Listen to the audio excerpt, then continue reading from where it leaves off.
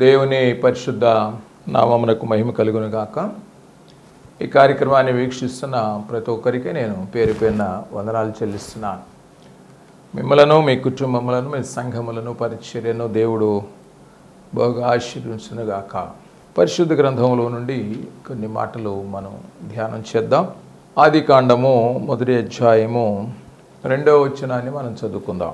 భూమి నిరాకారముగాను శూన్యముగాను ఉండెను, చీకటి అగాధ జలములపైన కమ్మి ఉండెను, దేవుని ఆత్మ జలములపైన అల్లాడుచుండెను. చిన్న మాట ప్రార్థన చేసుకుందాం. పరిశుద్ధుడా, ప్రేమమేడు మీకు వందనాలు, స్తోత్రాలు. నేను రక్షకుడ, సర్వశక్తిమంతుడా, స్తుతులు స్తోత్రాలు చెల్లిస్తున్నాను. వీక్షిస్తున్న నీ బిడ్డలను దీవించండి. మీ సన్నిధి ప్రభు వారు అనుభవించాలి. మీ వాక్యం చేత వారి హృదయాలు నింపబడి బలపరచబడాలి. నాయన వారు ఏదైతే సమస్యలు, కన్నీటిలో, వేదనలో ఉన్నారో, ప్రార్థన అవసరాలతో ఉన్నారో, విజ్ఞాపనలు చేస్తున్నారో, మనవలు చేస్తున్నారో, వాటన్నింటి ప్రభువా మీరు వినండి, అంగీకరించండి, ఆశీర్వదించమని ప్రార్థన చేస్తున్నాను. మీ సన్నిధి కాంతి ప్రతి ఒక్కరిపై కుమ్మరించండి, కుటుంబాలపై కుమ్మరించండి, వారి సేవా జీవితంపై కుమ్మరించమని ప్రార్థన చేస్తున్నాను. మీ మాటలు వినాలని మేము ఆశపడుతూ ఉండగా మీరు మాతో మాట్లాడండి నాయన. మీ మాటల్లో శ్రేష్టత, ధన్యత, సమాధానం, సంతోషం ఉన్నాయి. మీ వాక్యమే మమ్మల్ని స్వస్థపరచున్నాం. అలాగే నీ దాసుని నన్ను ప్రభు ఆ సిలువ చాటును మరుగుపరచండి, మీ వాక్యంలో స్థిరపరచండి. మీరే ప్రత్యక్షత కనపరుచుకుని మా అందరినీ బలపరచమని యేసు నామములో వేడుకొని ప్రార్థిస్తున్నాము తండ్రి, ఆమేన్. ప్రియమైన దేవుని బిడ్డలారా, మీ అందరికి కూడా మరొకసారి ఆశీస్సులు అందిస్తూ ఉన్నాను. పరిశుద్ధాత్మను గురించి కొన్ని మాటలు మనం ధ్యానం చేద్దాం. పరిశుద్ధాత్మ దేవుని యొక్క పేర్లు, అలాగే పరిశుద్ధాత్మ దేవుని యొక్క బిరుదులు కొన్ని. ఇక్కడ ఆదికాండం 1వ అధ్యాయము 2వ వచనంలో మనం భూమి నిరాకారముగాను శూన్యముగాను ఉండెను, చీకటి అగాధ జలములపైన కమ్మి ఉండెను, దేవుని ఆత్మ జలములపైన అల్లాడుచుండెని రాసింది. అంటే ఆది యందు దేవుడు భూమి ఆకాశములు సృజించెను. భూమి నిరాకారముగాను శూన్యముగాను. భూమి స్థితి ఎలా ఉందంటే ఆకారం లేని స్థితి, శూన్య స్థితి. అయితే అక్కడ చీకటి అగాధ జలములపైన కమ్మి ఉంది, దేవుని ఆత్మ ఆ జలములపైన అల్లాడుచుండెను. అంటే దేవుని ఆత్మ ద్వారా అక్కడ శూన్యంగా ఉన్న స్థితి, నిరాకారంగా ఉన్న స్థితి, తర్వాత 3వ వచనం నుంచి వెలుగు, అలాగే చీకటి వేరుపరచబడి ఒక సృష్టి రాబడింది. అలాగే అక్కడ భూమిని కూడా తీసుకుంటుంది. తర్వాత కొన్ని వృక్షాలు, వృక్ష ఫలాలు, మరి అనేక జీవరాశులు, అలాగే జంతుజాలాలు ఎన్నో కూడా నిరాకారంగా శూన్యంగా ఉన్న స్థితిలో నుంచి దేవుని ఆత్మ వాటన్నిటిని సృష్టించినట్టుగా మనం చూస్తాం. ఈ పరిశుద్ధాత్ముడు దేవుని ఆత్మ. ప్రియమైన దేవుని బిడ్డలారా, అక్కడే ఆదికాండం 1వ అధ్యాయము 26వ వచనం అంటాడు, దేవుడు మన స్వరూపమునందు మన పోలిక చొప్పున నరులను చేయదము. దేవుడు అంటున్నాడు, మాట్లాడుతున్నాడు. మన పోలిక అంటే ఎవరితో మాట్లాడుతున్నాడు? ఆ ఇద్దరు ఎవరంటే ఇంకొకరితో ఎవరితో మాట్లాడుతున్నాడు. దేవుడు అంటున్నాడు మన స్వరూపం అని వేరే వాళ్ళతో మాట్లాడుతున్నాడు. మన అంటే దేవుడు కాకుండా మరొకరు అక్కడ ఉన్నారు. ఒకరు అవ్వచ్చు, ఇద్దరు అవ్వచ్చు. అయితే అకార్డింగ్ టు బైబిల్ త్రిత్వము, త్రియేక దేవుడు. దేవుడు ముగ్గురుగా తన కార్యాలు చేసినట్లుగా ముగ్గురు ఒక్కరే దేవుడు. మన స్వరూపం అని వేరే ఒకటి మాట్లాడుతుంటే యేసుక్రీస్తు ప్రభువారు పరిశుద్ధాత్మతో మాట్లాడుతున్నాడు. అంటే ముగ్గురు ఒకటే, దేవుడు, దేవుని ఆత్మ ఇద్దరు ఒకటే. అందుకని పరిశుద్ధాత్ముడు ఇన్ని రకాలుగా కార్యాలు చేసినట్లుగా మనం చూస్తాం. అందుకని మన స్వరూపం అంటే కుమారుడితో పరిశుద్ధాత్మతో మాట్లాడుతున్నాడు. ఇద్దరు ముగ్గురు ఒకటే. అంత మాత్రమే కాదు, ఆదికాండం 18వ అధ్యాయంలో కూడా అబ్రహాముకు దేవుడు ఆదికాండం 18వ అధ్యాయము 2వ వచనంలో అంటాడు, అతడు కనులెత్తి చూచినప్పుడు ముగ్గురు మనుషులు అతని ఎదుట నిలువబడి ఉండురి. ముగ్గురు మనుషులు అబ్రహాం దగ్గరకు వచ్చారు. ఆ ముగ్గురు ఎవరంటే తండ్రి, కుమార, పరిశుద్ధాత్మ. అతడు వారిని చూచి గుడారపు వాకిటి నుండి వారిని ఎదుర్కొంటకు పరిగెత్తి నేలమట్టుకు వంగి, ప్రభువా నీ కటాక్షం, ప్రభువా అంటున్నాడు. మళ్ళీ ఒక సింగిల్ వర్డ్, ఒక వ్యక్తిని సంబోధించినట్లుగా మాట్లాడుతున్నాడు. ముగ్గురిని చూశాడు, కానీ మరలా ప్రభు అంటే ఒక్కరిగా కనపడుతున్నాడు. అంటే ఒక్కరిగా కనపడుతున్నారు, ముగ్గురుగా కనపడుతున్నారు. అంటే త్రియేక దేవుడు. యెహోవాలోనే యేసుక్రీస్తు ఉన్నాడు, యెహోవాలోనే ఆత్మ ఉన్నాడు, ఆత్మలోనే దేవుడు ఉన్నాడు, యేసులోనే దేవుడు ఉన్నాడు. కనుక ముగ్గురు ఒకటే. కనుక పరిశుద్ధాత్మకు కొన్ని బిరుదులు ఉన్నాయి. అందుకని దేవుని ఆత్మ అని అక్కడ వ్రాయబడి ఉంది ఆది కాండంలో. కనుక ఆయనకి దేవుని ఆత్మ అని పేరు పరిశుద్ధాత్ముడికి. అలాగే ఆది కాండం 6వ అధ్యాయము 3వ వచనంలో కూడా అంటాడు, అప్పుడు యెహోవా అన్నాడు, నా ఆత్మ నరులలో ఎప్పుడునూ వాదించదు. నా ఆత్మ, దేవుడు మాట్లాడుతున్నాడు. అంటే పరిశుద్ధాత్ముడు ఆయనలోనే ఉన్నాడు, ఆయనలోనే పరిశుద్ధాత్మలోనే దేవుడు ఉన్నాడు. కనుక నా ఆత్మ అని ఇక్కడ సంబోధించటం జరిగింది. అలాగే దేవుని ఆత్మ గురించి అలాగే నిర్గమాకాండము 31వ అధ్యాయము 5వ వచనంలో కూడా రాయబడ్డ మాట, బంగారుతోనూ వెండితోనూ ఇత్తడితోనూ పనిచేయుటకును పొదుగుటకే రత్నములను సానబెట్టుటకును కర్రన కోసి చెక్కుటకును సమస్త విధములైన పనులను చేయుటకును జ్ఞాన విద్య వివేకములను సమస్తమైన పనుల నేర్పును వానికి కలిగినట్టు వానిని దేవుని ఆత్మ పూనెనిగా చేసి ఉన్నాను అంటున్నాడు దేవుడు. దేవుని పనిలో కావాల్సిన వస్తువులు చేయటానికి కానీ, దేవుని పనిలో నైపుణ్యంగా కనపరచడానికి కానీ, ఆ దేవుని పని చేసే వాళ్ళకి, దేవుని యొక్క ఉపకరణాలు చేసే వాళ్ళకి ఏం కావాలి అని అంటే దేవుని ఆత్మ పూర్ణంగా వాళ్ళ మీద ఉండాలి. అందుకని వానికి కలిగినట్లు జ్ఞాన విద్య వివేకములు కలుగునట్లు దేవుని ఆత్మ పూర్ణంగా ఎవరిని చేశాడంటే బెసలేలు అనే అతను చేశాడట. అక్కడ పై మాటలు రాయబడి ఉన్నాయి. నిర్గమాకాండ 31వ అధ్యాయంలో 1 నుంచి 5 వచనాలు చదువుకుంటే బెసలేలుకి ఏమి ఇచ్చాడంటే దేవుని ఆత్మ పూర్ణునిగా. బాగా గమనించాలి ప్రియమైన దేవుని బిడ్డలారా, సేవకులారా, యాజకులారా, ప్రియమైన కూడా దేవుని ఆత్మచేత మీరు నింపబడగలిగితే దేవుని కార్యాలు మీరు బలంగా చేయగలుగుతారు. దేవుని ఆత్మ యొక్క విశేషం అది. కనుక బెసలేలను ఏంటంటే సమస్త విధమైన పనులు నేర్పు వానికి కలుగునట్లు ఏం నింపాడంటే అతన్ని దేవుని ఆత్మ పూర్ణునిగా చేశాడట. దేవుని ఆత్మచేత నింపబడని ఎవరైనా సరే దేవుని సేవ చేయలేరు. ఆత్మీయంగా ఉండదు వాళ్ళ సేవ. వాళ్ళ సేవ ఎట్లా ఉంటుందంటే వారు వాక్యం ప్రకటించినప్పుడు విశ్వాసుల చెవుల దగ్గరికి వెళ్తే కానీ ఆ వాక్యం హృదయాల్లోకి వెళ్ళదు. ఉపయోగమే ఉంది. ఈ చెవులతో వింటారు, ఆ చెవుతో వదిలేస్తాడు. కనుక ఆత్మపూర్ణులుగా నింపబడాలి. దేవుని ఆత్మపూర్ణులుగా నింపబడ్డప్పుడు దేవుని పని చాలా బలంగా మనం చేయగలం. అందుకనే కీర్తనకారుడు కూడా దావీదు అంటాడు, కీర్తన గ్రంథము 51వ అధ్యాయము 11వ వచనంలో అంటాడు, నీ సన్నిధిలో నుండి నన్ను త్రోసివేయకము, నీ పరిశుద్ధాత్మను నా యొద్ద నుండి తీసి. సమూయేలు తైలపుంగము తీసుకుని వచ్చి దావీదు మీద ఆ తైలం పోసి అభిషేకించినప్పుడు దేవుని బలమైన ఆత్మను రాశాడు. దేవుని ఆత్మ అనకుండా దేవుని బలమైన ఆత్మ దావీదు మీదకి దిగి వచ్చింది. ఆ బలమైన ఆత్మ కలిగినటువంటి దావీదు ఇప్పుడు ఎప్పుడైతే పాపం చేశాడో ఇప్పుడు పరిశుద్ధాత్మను కోల్పోయే స్థితి వచ్చి ఇప్పుడు ఏమంటున్నట్టే నీ పరిశుద్ధాత్మ నా యొద్ద నుండి తీసివేయకు. పరిశుద్ధాత్మ చేత నింపబడ్డవారు బహుగా ఆత్మ సంబంధమైన ఆనందంలో ఉంటారండి. ఈ లోకంలో ఉన్న వాటిని ఎన్నోటి చూసుకుని ఆనందపడి ఉంటారు, అది వేరు. కానీ ఆత్మ సంబంధమైన పరలోకమైనటువంటి విశేషాలు నువ్వు ఎప్పుడు చూడగలవంటే దేవుని ఆత్మచేత నింపబడితే చూడగలవు. కనుక అందుకనే పౌలు అంటాడు, ఇదిగో ఈ లోకానంతా కూడా నేను పెంటతో ఎంచుతున్నాను అంటాడు. కారణం ఏంటంటే పరలోక సంబంధమైనటువంటి విశేషాలు పౌలు దర్శించాడు. ఎలాగా? ఆత్మరూపిగా, ఆత్మచేత నింపబడి ఆత్మదేవుడు బయలుపరిచాడు పౌలుకి. అందుకని ఆ విశేషాలు చూసి ఆనందించాడు. కనుక అందుకని అంటాడు దావీదు, నీ పరిశుద్ధాత్మ నా యొద్ద నుండి తీసివేయి. మనం కూడా ప్రేమ విశ్వాసులైన యాజకులైన సేవకులైన పరిశుద్ధాత్మచేత మీరు నింపబడ్డప్పుడు దాని కొరకు ఎప్పుడు ప్రార్థన చేయాలి. అయ్యా నీ ఆత్మచేతనను బలపరుచునాయనని మనం ప్రార్థన చేయాలి. దేవుని ఆత్మచేత నింపబడాలి. అలాగే సామెతల గ్రంథంలో కూడా, సామెతల గ్రంథము 1వ అధ్యాయము 23వ వచనంలో అంటాడు, నా గద్దింపు విని తిరుగుడి, ఆలకించుడి, నా ఆత్మను మీ మీద కుమ్మరించుదురు.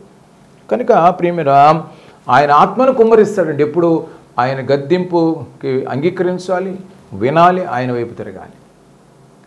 సహజంగా మానవులు అన్న తర్వాత లోకంలో ఉంటున్నాం కనుక చిన్న చిన్న పొరపాట్లు చేయొచ్చు. బలారాధనప్పుడు కూడా మరి యాజకుడు చెప్తూ ఉంటాడు, ఇదిగో గత బల్లారాధన నుంచి ఇప్పటి వరకు మీరు చేసిన ప్రతి చిన్ని తప్పిదాన్ని తెలిసి తెలియక చేసే తప్పని ప్రభు దగ్గర ఒప్పుకొని యోగ్యులుగా బల్లో చెప్పాడు. అంటే ప్రభు దగ్గర ఆ గద్దింపుకి విని తిరగాలి ప్రభు వైపు. అందుకని తిరిగినప్పుడు ప్రియమిత్రుడు ఆయన ఆత్మ ఏం చేస్తుందంటే అక్కడ రాశాడు కదా, మీ మీద కుమ్మరించదును. ఎప్పుడైతే పశ్చాత్తాపడి ఆయన వైపు తిరిగి ఎప్పుడైతే వేడుకుంటామో ప్రియమిత్రుడు ఆయన ఆత్మను మన మీద కుమ్మరిస్తాడట. కనుక దావీదు మీదకి ఆ రీతిగానే కనికరించి చేశాడు. యెషయా గ్రంథము 30వ అధ్యాయంలో కూడా అంటాడు, దేవుని ఆత్మ గురించి మనం పరిశుద్ధాత్మనికి ఒక బిరుదు ఏంటంటే దేవుని ఆత్మ. యెషయా గ్రంథం 30వ అధ్యాయము 1వ వచనంలో అంటాడు, యెహోవా వాక్కు ఇదే, లోబడని పిల్లలకు శ్రమ, పాపమునకు పాపము కూర్చుకున్నట్లుగా వారు నన్ను అడుగక ఆలోచన చేయదురు. నా ఆత్మ నియమింపని సంధి చేసుకుందురు.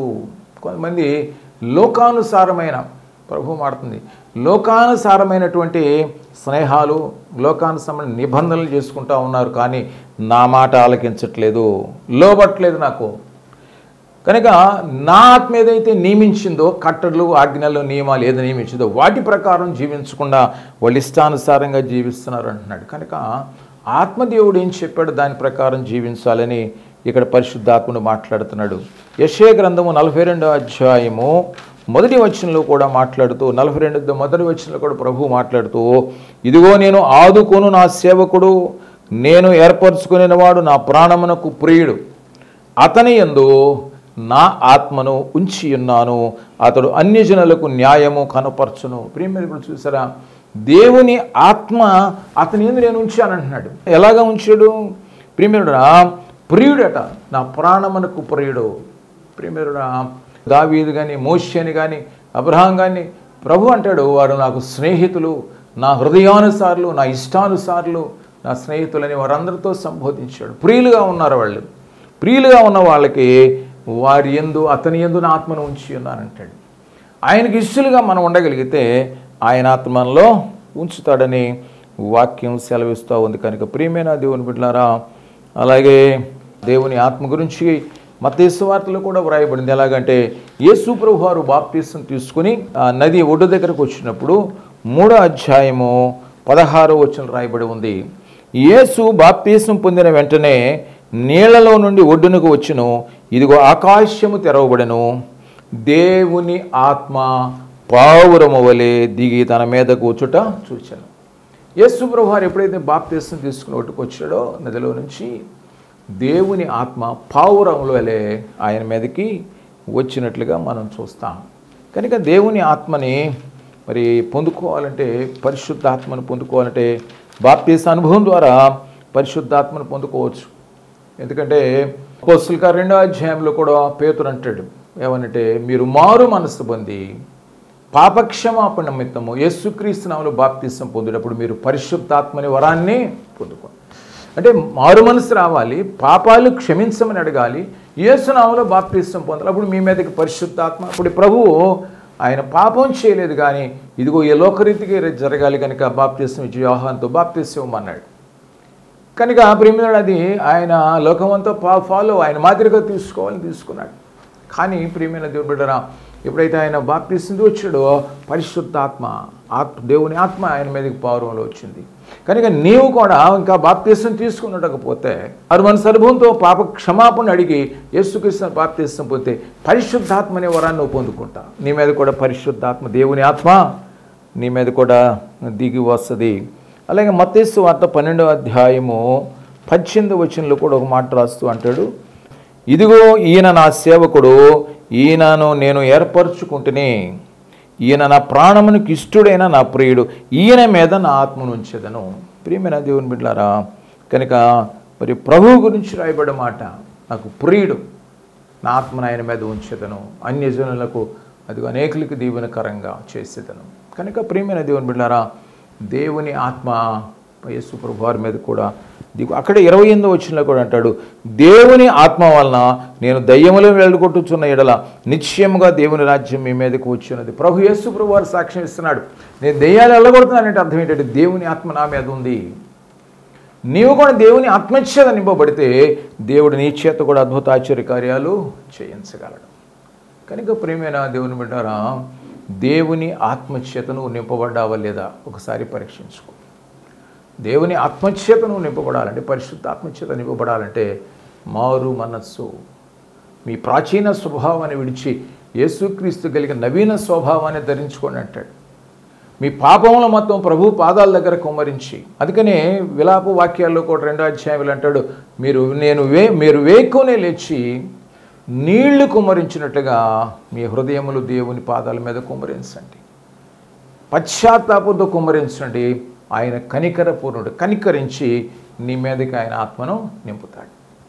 కనుక దేవుని ఆత్మచేత మనం నింపబడాలి. యేసు ప్రభు వారే దేవుని ఆత్మచేత నింపబడి దెయ్యాలను వెళ్ళగొట్టడానికి కారణం అంటే దేవుని ఆత్మచేత నేను నింపబడ్డాను అని ప్రభువు సెలవిస్తున్నట్లుగా మనం ఇక్కడ చూస్తాం. కనుక ప్రియమైన దేవుని బిడ్డలారా, దేవుని ఆత్మచేత ప్రతి ఒక్కరు నింపబడాలి. ప్రత్యేకంగా సేవకులు, యాజకులు, ప్రియమైన బిడ్డలారా, మీ పని, దేవుడు మీకు అప్పగించిన సేవా పని అది బహుబలంగా జరగాలంటే ఖచ్చితంగా దేవుని ఆత్మచేత నింపబడితేనే కార్యాలు జరుగుతాయి.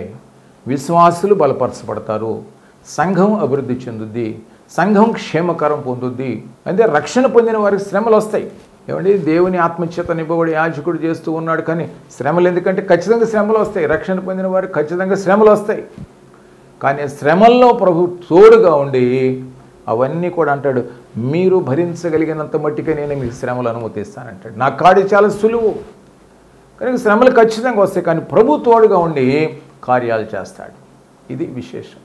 కనుక పరిశుద్ధాత్మక అనేక బిరుదులు ఉన్నాయి. దానిలో ఒకటి ఏంటంటే దేవుని ఆత్మ, ఆయనకున్న పేరు. మరొకటి ఏంటంటే తండ్రి యొక్క ఆత్మ, ఆయనకి పేరు ఏంటంటే మత్తయి సువార్త 10వ అధ్యాయము 20వ వచనం చూద్దాం. మీ తండ్రి ఆత్మ మీలో ఉండి మాట్లాడుతున్నాడే కానీ మాట్లాడేవారు మీరు కారు అంటాడు ప్రభు. తండ్రి ఆత్మ అన్నాడు. ఇందాక దేవుని ఆత్మ అని తెలుసుకున్నాం ఒకటి పరిశుద్ధాత్మని గురించి. ఇప్పుడు తండ్రి ఆత్మ. ఎందుకంటే ప్రియమైనవారా, మరి మీరు ఎక్కడికి వెళ్ళి ఏం మాట్లాడాలో, మీరు దేవుని పని చేసేటప్పుడు ఎక్కడికి వెళ్ళి ఏం మాట్లాడాలో, మీరు అక్కడికి వెళ్ళి మీరు నిలబడండి. ఆ సమయంలో తండ్రి ఆత్మ మీతో మాట్లాడి మీ చేత మాట్లాడిస్తాడు. కనుక తండ్రి ఆత్మ అని కూడా ఆయనకి పేరు. రోమీయులు రాసిన పత్రిక 8వ అధ్యాయము 9వ వచనంలో కూడా రాయబడ్డ మాట, దేవుని ఆత్మ మీలో నివసించి ఉన్న ఎడల మీరు ఆత్మ స్వభావము గలవారే కానీ శరీర స్వభావం కలవారు కారు. ఎవడైనను క్రీస్తు ఆత్మ లేని వాడైతే వాడు ఆయన వాడు కాడు. ఇక్కడ 3వ మాట ఏంటంటే క్రీస్తు ఆత్మ. ఇక్కడ మనం తెలుసుకున్నాం దేవుని ఆత్మని తెలుసుకున్నాం, తండ్రి యొక్క ఆత్మని తెలుసుకున్నాం. ఇది ఇంకోటి ఏంటంటే క్రీస్తు ఆత్మ. కనుక క్రీస్తు ఆత్మ లేని వాడైతే వాడు నా వాడు కాడని దేవుడు మాట్లాడుతున్నాడు. కనుక ఈ మీద ఏంటంటే క్రీస్తు ఆత్మచేత నువ్వు నింపబడాలి. అలాగే పేతురు గారు కూడా ఆయన సాక్ష్యం ఇస్తూ క్రీస్తు ఆత్మని గురించి పేతురు గారు కూడా 1వ అధ్యాయం 11వ వచనంలో అంటాడు, ఈ రక్షణ గురించి పరిశీలించుచు తమ యందు ఉన్న క్రీస్తు ఆత్మ క్రీస్తు విషయమైన శ్రమల గుర్చియు వాటి తర్వాత కలుగబోయే మహిమల గుర్చియు ముందుగా సాక్ష్యం ఇచ్చినప్పుడు ఆ ఆత్మ ఏ కాలమును ఎట్టి కాలమును సూచించుచు వచ్చెనో దానిని విచారించి పరిశోధించిరి.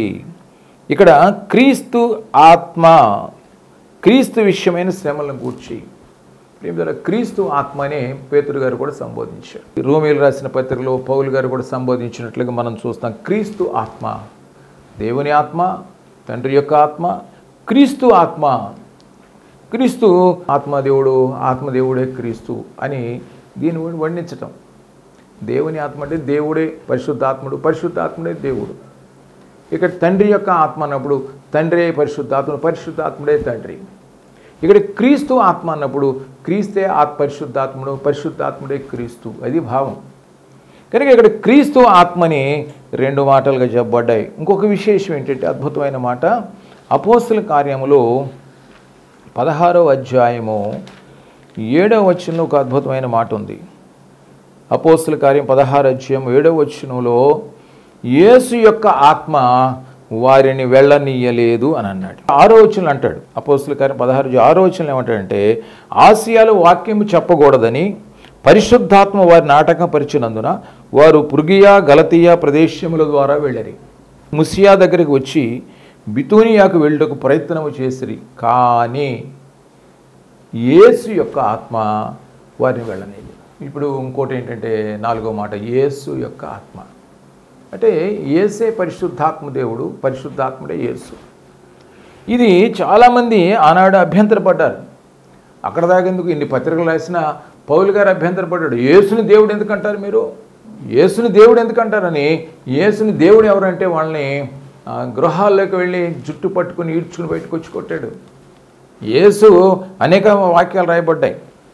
మరి యేసుని వారంతా కూడా అంటే మరీ కుమారుడని, మరి యేసేపు కుమారుడని అనేక మంది సంబోధించినగా అందరూ కూడా చూసి యోహాను సువార్త 4:22 అంటాడు, అప్పుడు అందరూ ఆయనను గూర్చి సాక్ష్యమిచ్చు ఆయన నోటి నుండి వచ్చిన దయగల మాటలకు ఆశ్చర్యపడి, యేసు మాట్లాడినప్పుడు వాక్యం చదివినప్పుడు ఆ మాటలను ఆశ్చర్యపడ్డారట. మంచిదే, ఈయన యేసేపు కుమారుడు గాడా అని చెప్పుకొనుచుండగా అంత అద్భుతంగా ఆయన వాక్యం చదివినప్పుడు అందరూ ఆయన దయగల మాటలకు ఆశ్చర్యపడ్డారట. కానీ మళ్ళీ ఏమంటున్నాడు స్టేట్మెంట్, ఈయన ఏందో యేసేపు కుమారుడేగా, మరీ కుమారుడేగా, మామూలు మనుష్యుడేగా, మనతో ఉన్నాడేగా, వీళ్ళ సహోదరులు మనతో లేరా, ఈయన మామూలు మనుష్యుడే. కానీ వాళ్ళు తేలిగ్గా యేసుని గురించి మాట్లాడు. కానీ ఇక్కడ యేసుని గురించి రాయబడిన మాట ఏంటంటే యేసు ఆత్మ అంటే యేసే పరిశుద్ధాత్మ దేవుడు, పరిశుద్ధాత్మ దేవుడు యేసు అని అర్థం. కనుక యేసుని గురించి దేవుడని ఇక్కడ సాక్ష్యం ఇస్తూ ఉంది. ప్రియమైన దేవుని బిడ్డరా, యేసుక్రీస్తు ప్రభువారు అందుకని అపోస్తుల కార్యములు 2వ అధ్యాయంలో కూడా పేతురు సాక్ష్యం ఇస్తున్నాడు. అయితే ఆత్మచేత నింపబడి పేతురు సాక్ష్యం ఇస్తున్నాడు. అపోస్తుల కార్యం 2వ అధ్యాయము 36 అంటాడు, ఇశ్రాయేలులందరితో అంటున్నాడు, మీరు సిలువ వేసిన ఈ యేసునే దేవుడు ప్రభువుగాను క్రీస్తుగా నియమించుడు, ఇది ఇశ్రాయేలు వంశమస్తని రూఢిగా తెలుసుకోవాలని చెప్పాను. పేతురు పరిశుద్ధాత్మ చేత నింపబడి ఏం మాట్లాడుతున్నాడంటే, మేడగది మీద పరిశుద్ధాత్మ అగ్ని చేత అభిషేకించబడ్డ పేతురు ఆత్మగా ప్రేరేపణతో ఇప్పుడు ఏం మాట్లాడుతుంటే, ఇదిగో ఇశ్రాయేలులారా మీరు సిలువేసి వెళ్ళిపోతున్నారు, ఈయన యేసు అనుకున్నారు, మరీ కుమారుడు యేసేపు కుమారుడు అనుకుంటున్నారు కదా. కానే కాదు, మీరు సిలువేసిన ఈ యేసును దేవుడు ప్రభువుగాను క్రీస్తుగాను నియమించాడు. ప్రభు అంటే దేవుడు అని అర్థం, క్రీస్తు అంటే అభిషిక్తుడు, ఈ యేసు ఎవరంటే దేవుడు అని పేతురు కూడా సాక్ష్యం ఇచ్చాడు. దేని చేత? ఆత్మచేత నింపబడి. కనుక ఇక్కడ రాయబడి మాట్లాడే యేసు ఆత్మ. ప్రియమిత్రుడు అంటే అర్థం ఏంటి? యేసే పరిశుద్ధాత్మ దేవుడు, పరిశుద్ధాత్మ దేవుడే యేసు అని అర్థం. కనుక పరిశుద్ధాత్మ దేవుడు ఎవరంటే సహాయకుడు, ఆదరణకర్త. కనుక ఇది చాలా ప్రాముఖ్యమైన విషయం. యోహాను సువార్త 14:16 రాయబడ్డ మాట చూద్దాం. నేను తండ్రిని వేడుకొందును, మీ యొద్ద ఎల్లప్పుడూ ఉండుటగా ఆయన వేరొక ఆదరణకర్తను, అక్కడ పుట్నోట్లో 1 రాస్తుంది, పుట్నోట్లో ఏమో రాశాడంటే ఉత్తరవాది. అలాగే ఉత్తరవాది అని అనగా సత్యస్వరూపియగు ఆత్మను మీకు అనుగ్రహించుదును. అది ఆదరణకర్త అంటే ఆయన సహాయకుడు, ఆదరణకర్త అంటే సత్యస్వరూపియగు ఆత్మ. యేసుక్రీస్తు ప్రభు వారికి పేరు ఏంటంటే కృపా సత్య సంపూర్ణుడు. ఆయన శరీరధారికి వచ్చి కృపా సత్య సంపూర్ణుడు. ఇక్కడ సత్యస్వరూపం అంటే ఎవరంటే యేసుక్రీస్తు ప్రభు వారే. కనుక ఆయన ఆదరణకర్తగా మన మధ్యగా ఆయన వచ్చాడు. కనుక ఆయన ఆదరణకర్త, ఉత్తరవాది, పరిశుద్ధాత్ముడు, మనకు ఆదరణ దయచేసే దేవుడు. అక్కడే 26 అంటాడు, ఆదరణకర్త అనగా తండ్రి నా నామమున పంపబోవు పరిశుద్ధాత్మ సమస్తమును మీకు బోధించి నేను మీతో చెప్పిన సంగతులను మీకు జ్ఞాపకము చేయును. ఇక్కడ రాశాడు ఆదరణకర్త అనగా తండ్రి నా నామమున పంపబోవు పరిశుద్ధాత్మ. ఆయన ఆదరణకర్త మనకండి. కనుక అందుకే అంటాడు ప్రియమిత్రుడు ప్రభు అంటాడు 17 అంటాడు, అక్కడ యోహాను సువార్త 14:17 అంటాడు, లోకము ఆయనను చూడదు, ఆయనను ఎరుగుదు, కనుక ఆయనను పొందనేరదు, మీరు ఆయనను ఎరుగుదురు. ఎందుకంటే మీరు నన్ను ఎరిగారు, నన్ను అనుసరించారు, ఎందుకు విశ్వాసం ఉంచారు. కనుక యేసు ప్రభు వారు అంటున్నాడు, మీరు లోకం ఎరగదు పరిశుద్ధాత్ముని, కానీ మీరు ఎరుగుదురు, ఆయన మీతో కూడా నివసించును మీలో. ఎంత అద్భుతం అంటే పరిశుద్ధాత్మ మీతో నివసించడం కాదు, అసలు మీ హృదయాల్లోనే నివసిస్తాడు. అంత ఆదరణిచ్చి మీకు సహాయంగా ఉంటాడని తెలియచేస్తున్నాడు. అక్కడే 15:26 కూడా అంటాడు, తండ్రి యొద్ద నుండి మీ యొద్దకు నేను పంపబోవు ఆదరణకర్త అనగా తండ్రి యొద్ద నుండి బయలుదేరు సత్యస్వరూపైన ఆత్మ వచ్చినప్పుడు ఆయన నన్ను గురించి సాక్ష్యం ఇచ్చును. కనుక ఆదరణకర్త అండి పరిశుద్ధాత్ముడు. మనలో ఆయన నివసించే దేవుడు, మనల్ని ఆదరించే దేవుడు, బలపరిచే దేవుడు, మనకు సహాయకుడు పరిశుద్ధాత్మ దేవుడు. కనుక దేవుని ఆత్మ ఆయన, అలాగే తండ్రి యొక్క ఆత్మ, క్రీస్తు యొక్క ఆత్మ, యేసు ఆత్మ, ఆయనే ఆదరణకర్త, మనకు సహాయుడు. అలాగే యోహాను సువార్త 14వ అధ్యాయము 16-17 వచనాలు రాసింది సత్యము కలిగిన ఆత్మ. సత్యం అంటే ఎవరు? యేసు ప్రభువారు నేనే మార్గము జీవము సత్యము అన్నాడు యేసు ప్రభువారు. సత్యం గల ఆత్మ అంటే మళ్ళా యేసుని గురించే మాట్లాడుతుంది ఈ ఆత్మదేవుడు. చూడండి 14వ అధ్యాయము 16-17 వచనంలో అంటాడు, కనుక నేను ఎల్లప్పుడూ ఉన్నట్టుగా ఆదరణకర్తను అనగా సత్యస్వరూపేగు ఆత్మ. అంటే ప్రేమితుడా సత్యము అది సత్యమైన ఆత్మ, సత్యము అయిన ఆత్మ. కనుక ప్రియమైన బిడ్డరా, ఈయన మనకు అన్నిట్లో కూడా రోమియోలు రాసిన పత్రిక 1వ అధ్యాయము, దీని ద్వారా ఏంటంటే పరిశుద్ధాత్ముడు మనకి ఎవరు, ఆయనకున్న బిరుదులు ఏంటి, ఆయన యొక్క పేర్లు ఏంటి అనేది ఈ సందేశం ద్వారా మనం తెలుసుకోవటానికి ఎంతో ఆసరాగా యేసుని గురించి, క్రీస్తుని గురించి, దేవుని గురించి ఇలాగ బలపరుస్తూ వారే పరిశుద్ధాత్ముడు వారు అని ఇన్ని మాటల ద్వారా, ఇన్ని రెఫరెన్స్ల ద్వారా దేవుడు మనతో మాట్లాడుతూ ఉన్నాడు. పరిశుద్ధత యొక్క ఆత్మ రోమా 1:3 అంటాడు, ఆయన దేవుని ప్రియులందరూ కనుక పరిశుద్ధులుగా ఉంటూ పిలువబడిన వారు శుభం అని చెప్పి ఆయన వ్రాస్తూ, ఆయన యేసుక్రీస్తు శరీరం బట్టి దావీదు సంతానంగాను మృతుల్లో పునరుద్ధారణ పరిశుద్ధమైన ఆత్మను బట్టి, పరిశుద్ధమైన ఆత్మ అన్నాడు. పరిశుద్ధాత్మ దేవుడు ఏంటంటే పరిశుద్ధమైన ఆత్మ అని అక్కడ తెలియపరచబడింది. హెబ్రీ రాసిన పత్రిక 10వ అధ్యాయము 29వ వచనంలో కూడా మాట్లాడుతూ, ఇట్లుండగా దేవుని కుమారుని పాదములతో త్రొక్కి తాను పరిశుద్ధపరచబట్టుకు సాధనమైన నిబంధన రక్తమును అపవిత్రమైనదిగా ఎంచి కృపకు మూలమగు ఆత్మను తిరస్కరించిన వారు అంటాడు. ఇక్కడ కృపకు మూలమగు ఆత్మ అంటే కృపగల ఆత్మ. కృపకు మూలమగు ఆత్మ అన్నాడంటే అర్థం ఏంటి? కృప కలిగిన ఆత్మ. ఈ ఆత్మే కృప చూపించి మనల్ని పాప విమోచన చేయును. కనుక ప్రియమైన కనుక యెషయా గ్రంథం 11:2 అంటాడు జ్ఞాన వివేకములు గల ఆత్మ. యెషయా 11:2 అంటాడు జ్ఞాన వివేకము గల ఆత్మ. అట్లాగే లూకా సువార్త 24వ అధ్యాయము 49వ వచనంలో, ఇదిగో నా తండ్రి వాగ్దానము చేసినది మీ మీదకు పంపుతున్నాను, మీరు పైనుండి శక్తి పొందు వరకు పట్టణంలో నిల్చొని వారితో చెప్పాను. ఇదిగో పైనుండి నా తండ్రి వాగ్దానం చేసింది, అది వాగ్దానం చేయబడ్డ ఆత్మ. అదే మనుషుల మీద అందరి మీద నా ఆత్మను కుమ్మరిందని వాగ్దానం చేయబడింది. ఆనాడు మేడగది మీద వాళ్ళ మీద కుమ్మరించబడింది. ఈనాడు నువ్వు కూడా ప్రార్థిస్తే నీ మీద కూడా ఆత్మ, కనుక ఇది వాగ్దానం చేయబడ్డ ఆత్మ. అలాగే ఇప్పుడు మీరు కీర్తన 143:10 అంటాడు ఇది దయగలిగిన ఆత్మ అంట. నెహెమ్యా 9:20 అంటాడు ఇది ఉపకారం చేయమ ఆత్మ, అంటే ఉన్నతమైన ఆత్మ. కనుక ప్రేమ పరిశుద్ధాత్మ దేవుడు ఇన్ని రీతులుగా మన మధ్య సంచరిస్తున్నాడు. దేవుని ఆత్మగా పరిశుద్ధాత్ముడు, తండ్రి యొక్క ఆత్మగా, అలాగే క్రీస్తు ఆత్మగా, అలాగే యేసు ఆత్మగా, ఆదరణకర్త సహాయకుడైన ఆత్మగా, సత్యము గల ఆత్మగా మన మధ్య, పరిశుద్ధత యొక్క ఆత్మగా, అలాగే కృపగల ఆత్మగా, జ్ఞాన వివేకములు గల ఆత్మగా, అలాగే ఉత్తమమైన దయగలిగిన ఉపకారం చేయు ఆత్మ. ఉపకారం అండి ప్రియమైన, నువ్వు పాపంలో శాపంలో ఉండగా ప్రియమైన నీ అన్నిటినీ విమోచించి నేను పరిశుద్ధాత్మ చేత నింపి నిత్య జీవానికి వారసుడిగా చేసే భాగ్యాన్ని పరిశుద్ధాత్మని నడిపిస్తున్నాడు. రేపు యేసుక్రీస్తు ప్రభువారు మరణించినప్పుడు ఆయన్ని లేపింది పరిశుద్ధాత్మ దేవుడి. ఆ పరిశుద్ధాత్మలో నీలో ఉంటే నువ్వు పవిత్రుడు అవుతావు. పవిత్రుడు జీవించి నువ్వు యేసులో మరణిస్తే రేపు రాకలో ఈ పరిశుద్ధాత్ముడి నిన్ను ఆ మధ్యాకాశాన్ని తీసుకెళ్తాడు, నిత్య జీవాన్ని ఇస్తాడు. కనుక పరిశుద్ధాత్మను పొందుకోవాలి. ఎన్నో కీర్తనలు ఉండే పరిశుద్ధాత్మను కోరుమా, పరిశుద్ధాత్మను కోరుమా అనే పాట. పరిశుద్ధాత్మ లేని బ్రతుకే బ్రతుకు కాదనే పాటలు కూడా ఉన్నాయి.